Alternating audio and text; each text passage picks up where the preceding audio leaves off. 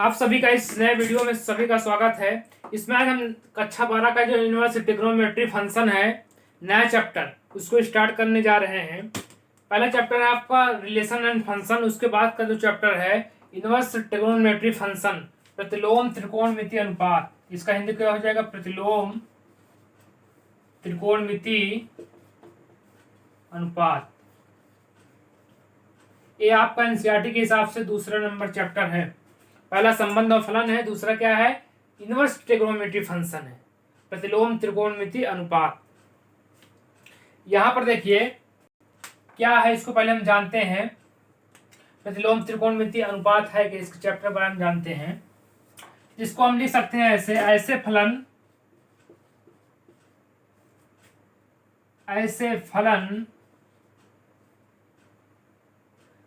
फलन जिनके कोणों के मान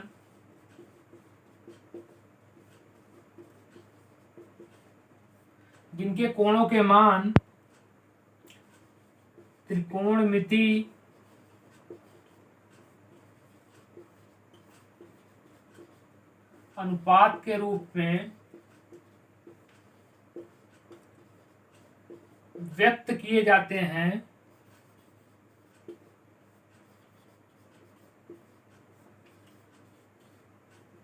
क्या कहलाते हैं? प्रतिलोम त्रिकोणमिति अनुपात कहलाते हैं।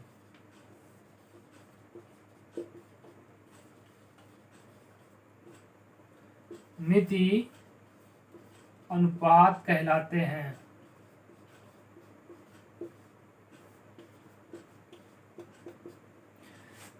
ध्यान से सुनिए, उसके बाद लिखिएगा आप। ऐसे फलन जिनके कोणों के मान त्रिकोणमिति अनुपात के रूप में व्यक्त किए जाते हैं क्या कहलाते हैं? आपका प्रतिलोम त्रिकोणमिति अनुपात कहलाते हैं। ठीक, वीडियो में सही तरह से दिख रहा है सभी अक्षर? देखते हैं। हाँ ठीक है। ऐसे फलन जिनके कोणों के मान त्रिकोणमिति अनुपात के रूप में व्यक्त किए जाते हैं क्या कहलाते हैं? प्रतिलोम त्रिकोणमिति अनुपात कहलाते हैं। यहाँ पर देखिए, इसको समझिएगा। हम लोगों ने देखा है कि यहाँ पर x इक्वल टू क्या होता है? मान लीजिए sine theta. x equal to क्या है? Sine theta. तो यहाँ पर ये क्या है? त्रिकोणमिति केवल अनुपात है साइन थीटा। त्रिकोणमिति क्या है? अनुपात है। थीटा क्या है? आपका कोण का मान है। यक्स क्या है? इस साइन थीटा का मान है। ठीक, तो यहाँ पर हम क्या देखेंगे? प्रतिलोम त्रिकोणमिति अनुपात, अर्थात इसी का क्या कर देना है? उल्टा कर देना है। इसी का हम उल्टा कर देंगे तो यहाँ थीटा इक्वल टू आ जाएगा आपका साइन इनवर्स यक्स। यही आपका क्या है? प्रतिलोम त्रिकोणमिति अनुपात है। अर्थात जो कोण का मान होगा वो किसका मान बन जाएगा? त्रिकोणमिति अनुपात का। और जो इसका मान होगा यक्स, वो क्या बन जाएगा? इसका कोण का मान बन जाएगा। इसी दोनों में जब त्रिकोणमिति मान का और कोण का एक दूसरे से क्या हो जाता है? परिवर्तन हो जाता है, तो वही फलन आपको कौन सा कहलाएगा? प्रतिलोम त्रिकोणमिति अनुपात, इनवर्स ट्रिग्नोमेट्री फंक्शन। यहां तक हमको लगता है किसी को कोई भी दिक्कत नहीं होगी। ठीक, इसको हम इस प्रकार से समझ सकते हैं। अब इसको आप लिख लीजिए, उसके बाद हम चलते हैं आगे।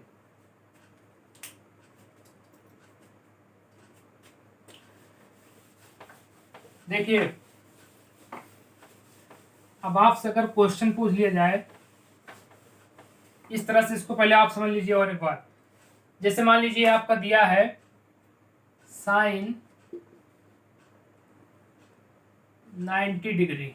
ठीक, साइन 90 अंश का मान कितना होता है? 1 होता है। इसको अगर हम त्रिकोणमिति अनुपात के रूप में लिखेंगे तो 1 यहाँ पर आएगा, थीटा यहाँ पर, अर्थात यहाँ पर क्या हो जाएगा? साइन इनवर्स लग जाएगा 1। साइन इनवर्स 1 का मान क्या हो जाएगा? 90 अंश। अर्थात यहाँ पर आप देख सकते हैं जो कोण है क्या बन गया? इसका मान बन गया, बराबर को धरा गया, और जो इसका मान था उसका क्या बन गया? कोण हो गया। इन दोनों में जब परिवर्तन हो गया वही आपका क्या कहलाएगा? इनवर्स ट्रिग्नोमेट्री फंक्शन, प्रतिलोम त्रिकोणमिति अनुपात। ठीक, अब आप समझ गए होंगे, आशा करता हूं। अब यहाँ पर आप देखिए, अगर पूछा जाए कि जो प्रतिलोम त्रिकोणमिति अनुपात या होते हैं, या त्रिकोणमिति जो अनुपात होते हैं, एकैकी होते हैं या बहुकैकी। यदि आप रिलेशन एंड फंक्शन पढ़े होंगे तो उसमें आप लोगों ने पढ़ा होगा एकैकी फलन और बहुएकैकी फलन। तो अगर बात की जाए कि सभी त्रिकोणमिति फलन क्या होते हैं, एकैकी होते हैं या एकैकी, तो आइए देखते हैं इसको। जैसे मान लीजिए आपका मान दिया गया है यहाँ पर साइन 45 अंश। ठीक, साइन 45 अंश का मान कितना होता है 1/√2। इसको अगर हम ग्राफ से इस प्रकार से करें, इस प्रकार से अगर इसको हम दर्शाएं, ये आपका क्या होता है पहला, दूसरा, तीसरा, चौथा, चतुर्थांश।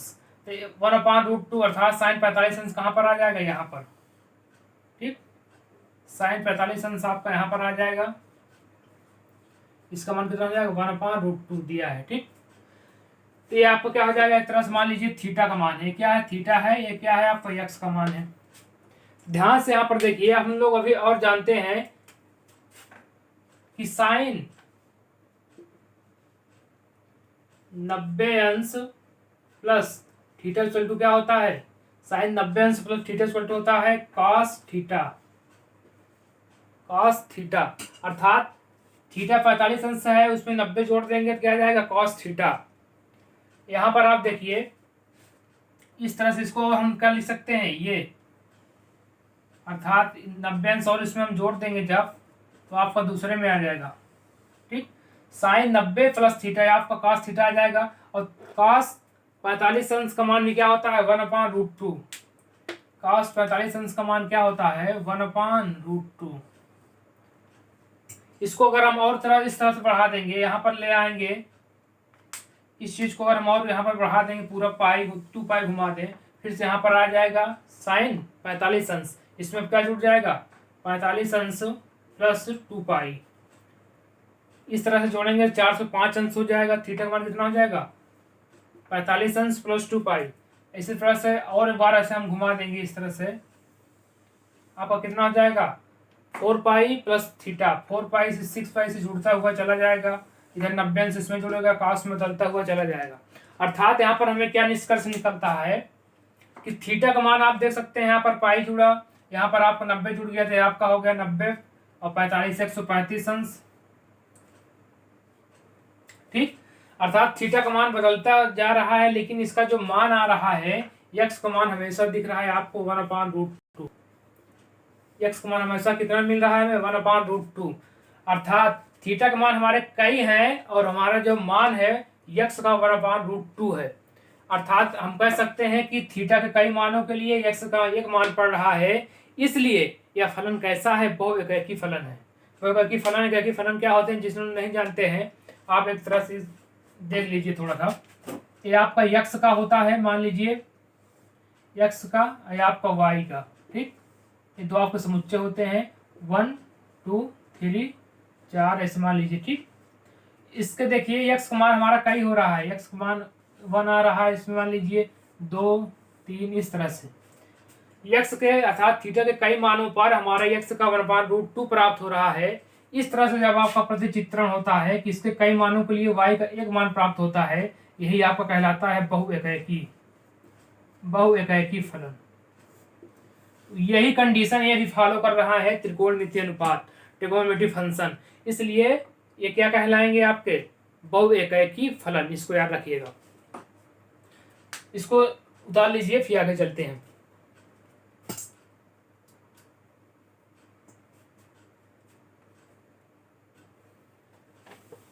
अब यहाँ पर आप देख सकते हैं, आगे चलते हैं, हम देखेंगे इसके रेंज और डोमेन। रेंज और डोमेन की इसकी बात की जाए तो सबसे पहले हमें ग्राफ देखना चाहिएगा। cos थीटा, साइन थीटा और tan थीटा ग्राफ आना चाहिए। साइन थीटा का जो ग्राफ होता है आप देख लीजिए, याद रखिएगा, यहाँ से शुरू होता है, इस प्रकार से जाता है। ठीक, ऐसे आपका जाएगा, इस तरह से इधर आएगा, इधर आपका ये हो जाएगा आपका π/2, इधर आपका हो जाएगा पाई, ये आपका 3 π/2, ये आपका 2 पाई।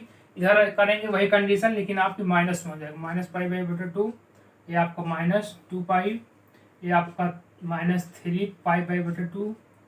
ठीक, ये आपका पाई हो जाएगा, ये आपका -2 पाई। इस तरह से आपका साइन, इसका ग्राफ है साइन थीटा का, इस तरह से इसका ग्राफ बनता है। यहाँ पर देखिए, ये जो -π/2 से लेकर के π/2, इसको याद रखिएगा, अभी लिखाएंगे हम -π/2 से लेकर π/2 इसकी क्या कहलाती है आपकी प्रांत कहलाता है ये, ठीक।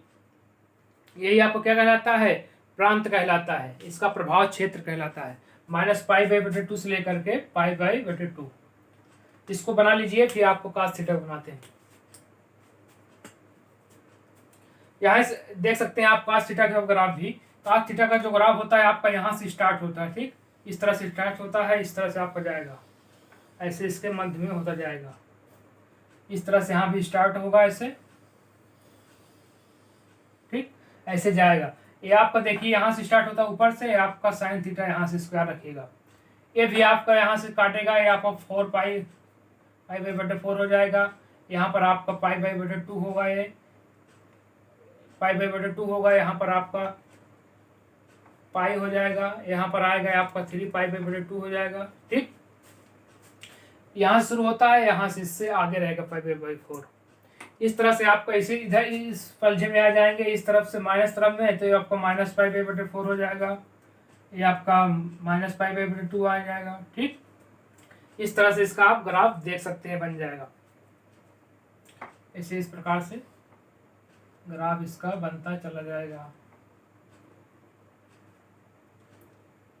पाई यहाँ से आपको -π/4, यहाँ से π/2 माइनस में, इस तरह से आप इसको बना लीजिए, ठीक। -3π ये आपका पाई हो जाएगा, -π। cos थीटा का ग्राफ ऊपर वाला हो गया और साइन थीटा का ग्राफ नीचे वाला हो गया। इन दोनों को ग्राफ को याद रखिएगा। इसका यहाँ से अगर प्रभाव क्षेत्र देखेंगे तो इसका आपका 0 से लेकर के कहाँ तक जाएगा, पाई तक। इसका जो cos का होता है आपका 0 से लेकर के, ये देखिए 0 से लेकर के पाई तक आपका किसका प्रभाव क्षेत्र कहलाएगा, रेन प्रांत इसका cos थीटा का है, ऊपर वाला ये आपका साइन थीटा है। अभी आगे हम लिखाएंगे, इसको याद रखिएगा, ठीक। इस तरह से दोनों ग्राफ बनते हैं, इसको याद रखिएगा। आगे चलते हैं।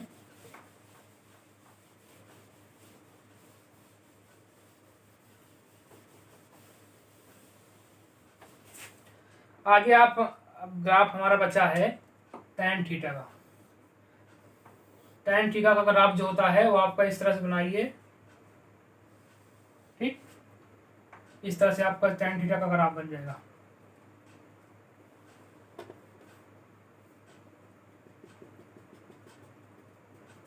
ये आपका क्या है, π/2 है, ये आपका -π/2 है। ध्यान रखिएगा जो ग्राफ है इसका tan थीटा का, ये इधर ना तो इसको स्पर्श करेगा और ना ही इसको -π/2 का। इसी तरह से आप ऐसे बना सकते हैं इसका अलग अलग, ठीक। ऐसे आप इसका ग्राफ बनता चला जाएगा। इसको स्पर्श क्यों नहीं करेगा, इसको स्पर्श क्यों नहीं करेगा, क्योंकि हम लोग जानते हैं कि tan π/2 का मान होता है इनफाइनाइट, अर्थात इसका मान इनफाइनाइट नहीं हो सकता है, इसलिए इसको स्पर्श नहीं करेगा, इन दोनों के मध्य में रहेगा हमेशा। इसको आप लिख लीजिए, हम थोड़ा सा डाल दें, फिर से आगे चलते हैं। ये आपका tan थीटा का ग्राफ हो गया। यहाँ पर देखिए मान π/2 है, इसमें क्या है -π/2। इस तरह से इसको हम याद रखेंगे। अब आगे चलते हैं, आगे चलिए।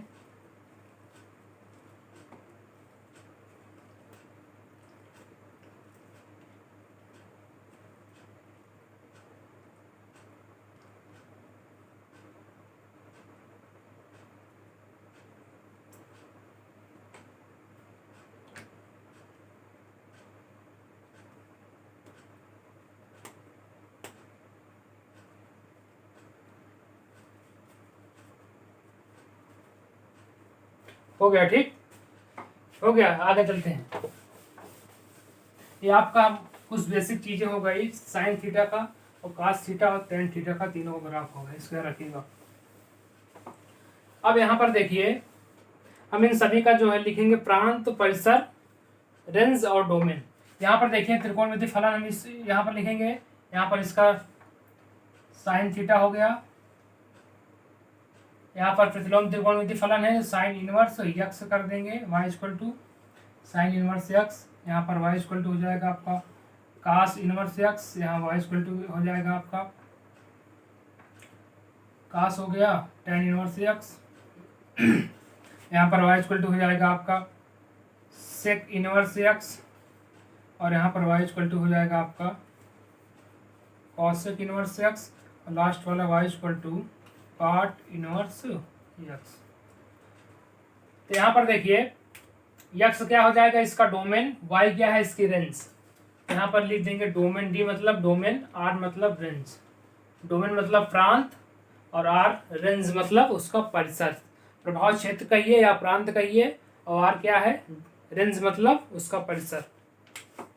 अर्थात ये आपको क्या हो जाएगा, एक्स का मान, और ये आपको क्या हो जाएगी, वाई का मान। साइन इनवर्स एक्स का जो डोमेन होता है, साइन इनवर्स एक्स का जो डोमेन होता है वो होता है -1 से लेकर 1 तक। ये आपका कोष्टक याद रखिएगा, बड़ा कोष्टक रहेगा, क्लोज इंटरवल। यहाँ पर इसका जो मान होता है, रेंज होती है -π/2 से लेकर के π/2, ठीक, -1 से लेकर 1 तक, इसकी रेंज -π/2 से लेकर π/2। प्रतिलोम त्रिकोणमिति है, इसलिए क्या हो रहा है, उल्टा हो रहा है। अगर वही त्रिकोणमिति फलन होते तो यहाँ पर डोमेन क्या हो जाता है, ये हो जाती है, रेंज आपकी ये हो जाती है, ठीक, उसी को उल्टा कर दीजिए तो ये आपका डोमेन और रेंज दोनों बदल जाएंगे। यह है प्रकाश इनवर्स एक्स का बीच का, देखिए -1 से 1 तक इसका मान होता है, और ये आपका 0 से लेकर के पाई होती है। tan इनवर्स एक्स की बात करेंगे, इसका मान होता है आपका -∞ से लेकर इनफाइनाइट तक, लेकिन यहाँ पर इंटरवल कैसा रहेगा, ओपन इंटरवल, छोटा कोष्टक, और ये आपका जो मान होगा यहाँ पर ओपन इंटरवल में रहेगा, वही साइन वाला -π/2 से लेकर के π/2, ठीक। यहाँ पर सेक इनवर्स की बात की जाए तो सेक वाला जो ए है, कास का जो मान है वही रहेगा, लेकिन इसमें -1 से 1 शामिल नहीं होगा, अर्थात सभी रियल मान, और इसमें आपका -1 से लेकर 1 तक मान नहीं रहेंगे। इसका जो मान होगी, इसका जो रेंज होगा वो विकास वाला ही होगा, 0 से लेकर के पाई, लेकिन इसमें याद रखिएगा इसमें 0 शामिल नहीं होगा, 0 से लेकर के पाई तक रहेगा, लेकिन इसमें π/2 शामिल नहीं होगा। क्यों शामिल नहीं होगा, क्योंकि कास π/2 का मान कितना होता है, कास 90 का मान 0 होता है, 0 को उल्टा क्या होता है, सेक, 0 को उल्टा कर देंगे तो यहाँ पर देखिए 0 को उल्टा कर देंगे तो क्या हो जाएगा, इनफाइनाइट मान होगा, लेकिन इसलिए इसमें जो है π/2 शामिल नहीं होता है। और यहाँ पर कॉसेक इनवर्स देखें तो सेम इसी तरह ये भी होता है, सभी रियल मान होते हैं, लेकिन इसमें -1 से 1 शामिल नहीं होता है। इसकी भी रेंज जो होती है वो साइन वाली होती है, -π/2 से लेकर के π/2, लेकिन इसमें क्या होता है, 0 शामिल नहीं होता है। ये आपका किसका हो गया, कॉसेक का। काट वाला जो होता है, काट वाला सेम इसी तरह -π से लेकर पाई तक इसका डोमेन होता है, लेकिन इसकी जो रेंज होती है वो कॉसेक वाली होती है, लेकिन इसमें जो इंटरवल रहेगा ओपन इंटरवल, अर्थात 0 से लेकर के पाई तक, 0 से लेकर के पाई तक, ठीक। ये आपके सभी इसके डोमेन रेंज हो गए। आपके छठों जितने मतलब 6 जो आपके त्रिकोणमिति फलन है, अनुपात है, 6 को क्या हो गया, रेंज और डोमेन। देखिए y साइन इनवर्स क्या हो, -1 से 1 -π/2, इसी का उल्टा क्या होता है, कॉसेक, लेकिन इसमें क्या नहीं शामिल रहेगा, -1 से 1 शामिल नहीं रहेगा, और इसमें 0 नहीं शामिल रहेगा। इस कॉस का उल्टा क्या होता है, सेक, इसमें वही रहेगा, लेकिन π/2 शामिल नहीं रहेगा। और tan में क्या होता है, इसका मान -∞ से इनफाइनाइट तक होता भी, हमने आपको ग्राफ में दिखाया था, लेकिन इसका जो रेंज होती है वो साइन इनवर्स एक्स की रेंज होती है, लेकिन उसमें इंटरवल बदल जाता है, यहाँ क्लोज इंटरवल, यहाँ ओपन। क्लोज मतलब ये वैल्यू इसमें क्या होंगी, शामिल होगी, ओपन मतलब वो वैल्यू उसमें शामिल नहीं होंगी, उसके अंदर वाली। जैसे यहाँ पर क्लोज है तो π/2 है, अर्थात साइन π/2 का मान आ सकता है, लेकिन यहाँ पर ओपन हो गया अर्थात π/2 90 का मान, tan इनवर्स 90 का मान नहीं निकालेंगे, क्योंकि इसका मान कितना हो जाएगा, अनंत। इसलिए यहाँ क्या लगाया गया, ओपन इंटरवल, और यहाँ क्या लगाया गया है, क्लोज इंटरवल, ठीक। किसी कोई दिक्कत, इसको लिख लीजिए, फिर आगे चलते हैं।